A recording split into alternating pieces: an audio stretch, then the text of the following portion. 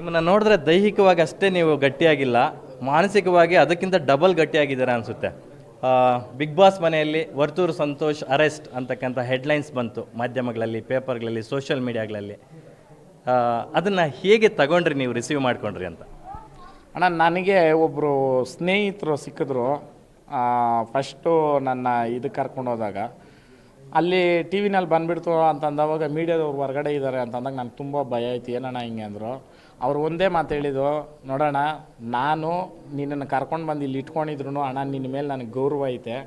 ನಿನ್ನನ್ನು ಈ ಸ್ಥಿತಿನಲ್ಲಿ ನೋಡೋಕೆ ನನಗೆ ಬೇಜಾರಾಗ್ತೈತೆ ಅಣ್ಣ. ನೀನು ಗೆದ್ದಿದ್ಯಾ, ನಿನ್ನ ವ್ಯಕ್ತಿತ್ವ, ನೀನು ಮಾಡಿರೋ ಕೆಲಸ ಗೆದ್ದೇ ಗೆಲ್ಲುತ್ತೆ. ಭಯ ಬೀಳಬೇಡ ಅಣ್ಣ. ನೀನು ಭಯ ಬಿದ್ದರೆ ನಿಮ್ಮ ತಾಯಿಯವರು ತುಂಬ ಬೇಜಾರು ಮಾಡ್ಕೊತಾರೆ. ನೀನು ಸ್ಟ್ರಾಂಗ್ ಆಗಿದ್ದರೆ ನಿಮ್ಮ ತಾಯಿಯವ್ರಿಗೆ ಇದಾಗುತ್ತೆ ಅಂತ ಅಂದ್ಬಿಟ್ಟು ನನಗೆ ಟಿಫನ್ ತಂದು ಕೊಟ್ಟು, ಪ್ರಭು ಅವರು ಅನಿಸುತ್ತೆ ಅವ್ರ ಹೆಸರನ್ನ ಕ್ಲಿಯರಾಗಿ ತುಂಬ ದಿನ ಆಯಿತು, ಮರ್ತೋಗಿದ್ದೀನಿ, ಕಗ್ಲಿಪುರ ಸ್ಟೇಷನ್ನು.